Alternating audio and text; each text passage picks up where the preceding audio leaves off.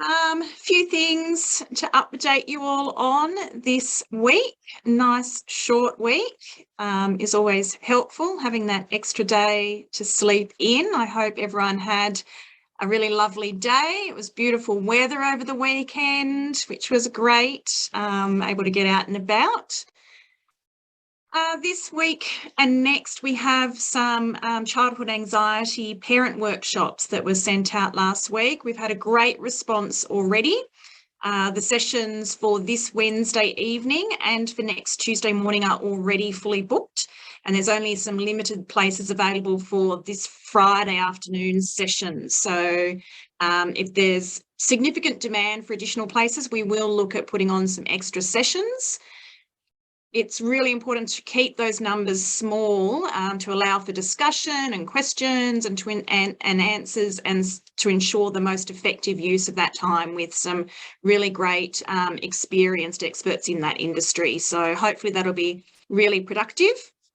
It's something that they have actually designed especially for us. So it came from the P&C wanting some workshops around anxiety.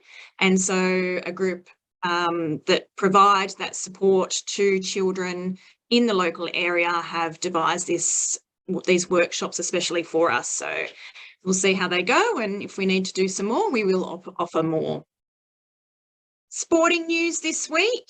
Last week was a successful one for our PWSA teams. Our 4 teams, we had 2 wins, a draw and a loss, and you can read their reports in the newsletter this week. Those students came very excited on Friday afternoon to report back how they'd gone and composed a little report for the newsletter. Our music programs are kicking off this week as well. On the weekend, our 3 rock bands performed at the first ever Marrickville Metro Festival at Marrickville Metro. And today, our combined recorder rehearsal and concert is on today at the Opera House. So good luck to all our students performing there, and a big thank you to Mr. Olafson and Miss, I've forgotten her teacher name. That would be Miss Me. Miss Me, thank you.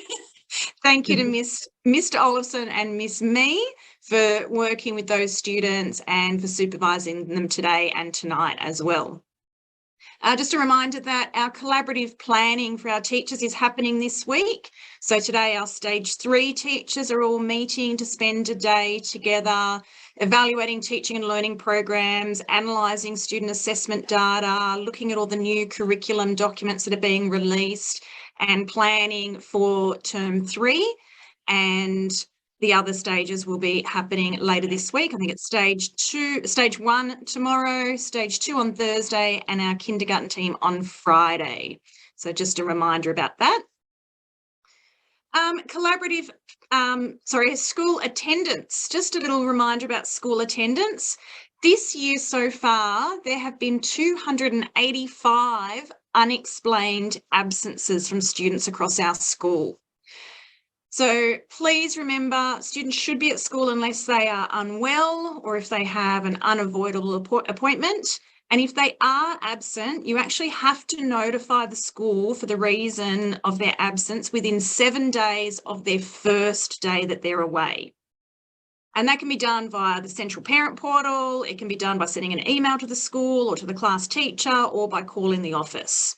And this allows us to then provide the right support and make sure that the absences are recorded correctly. Because if a child is going to be away for an extended period of time, that's obviously going to have a different impact on their learning to if they're just away for 1 day. And missing a day here and there doesn't seem like much, but it really can add up and have an impact on children's learning and on their well-being and their friendships. So if they miss 1 day a week, that adds up to 40 days a year, which is 8 weeks of learning in 1 year. And over their entire time at school, that can add up to 2.5 years. So little absences can add up, but really what's really important is those unexplained absences. We do need an explanation for why the children are away, and that needs to happen within 7 days. So hopefully next semester we'll see a lot less than 285 of those. A lot of events coming up in the next week or so. Year 3 on Monday and Year 4 on Wednesday, heading off to Botany Bay to complement their history unit of study.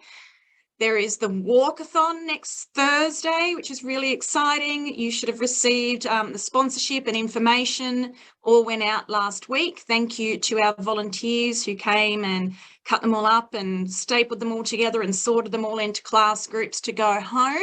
If you haven't got yours, please contact your class teacher to get one.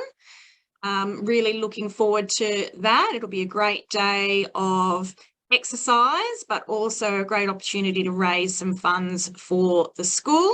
And I believe there are prizes for the classes that raise the most money. So a little bit of competition in there as well, never goes astray.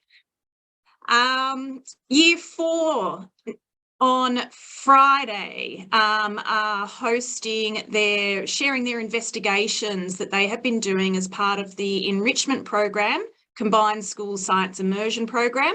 It's been running on Thursday mornings over the term under the guidance of Year 10 mentors from Fort Street High School. And small groups of students have been planning and running their own investigations. On Friday, they're going to share that at school before next week sharing that on Wednesday at Fort Street with the other schools in the local area that have been involved in that program. Also next week, we have our first information session for our kindergarten 2024 on Monday evening at 5:30 in the library. So if you have children who turn 5 in the first half of next year, or if you have neighbours or family friends who are in that situation, please let them know. We'd love to see you on Monday at 5:30 to find out a little bit more about that process, about the orientation and transition process and what's involved. And of course, then on Tuesday, we have our P&C meeting. So looking forward to seeing lots of you there. And then the final thing from me today is just a heads up about NAIDOC Week. So the NAIDOC Week theme for this year is for our elders, and it'll be held on the 2nd to the 9th of July. And this falls in the school holidays. So our students will be celebrating NAIDOC Week in the last week of term from the 26th to the 30th of June. And that theme for our elders, it's about that whole idea that across every generation, our elders have played and continue to play a really important role and hold a prominent place in our communities and families. And our elders are cultural knowledge holders, they're trailblazers, nurturers, advocates, they're teachers, they're survivors, they're leaders, and they're our loved ones. And the struggles of our elders in the past help us to move forward today.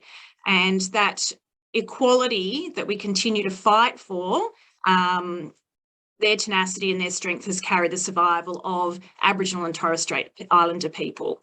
So there'll be a link in the newsletter as well if you want to read a little bit more about that. But the students will be participating in a range of class-based activities. We also have a performer coming into the school, and we're hoping to also arrange a smoking ceremony that parents will be able to attend as well. So look out for some more information about that. And the final thing is a reminder about the family movie night that the P&C are hosting this Sunday. You can get your tickets from the uniform shop. There are 2 movies on, one suitable for younger children, one for older children. You're welcome to attend one or both. So hopefully lots of our families will be able to get out and enjoy that on Sunday. And that's it for me for week 8. Only a couple of weeks left of the term. Look forward to seeing you soon at the P&C meeting next week, if not before. Thanks.